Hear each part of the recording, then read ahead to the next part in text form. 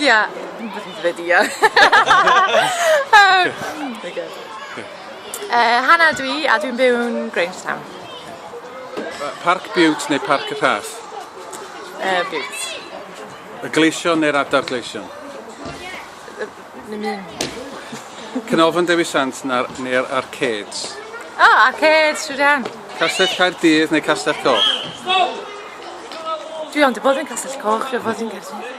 Clwb Ifor neu Clwb y Diw? Ifor. Beic neu bws? Mryn.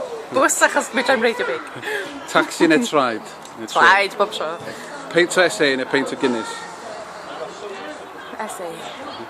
Gym neu G&T? G&T bob tro. Y Taf neu'r Elai? Tab.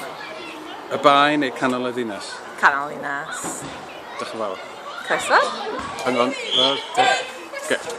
Dan dwi'n byw yn y Rath. Parc Biwt neu Parc y Rhath? Biwt. Y gleision neu'r adar gleision? Scarlet. Canolfan Dewi Sant neu'r arcades? Arcades.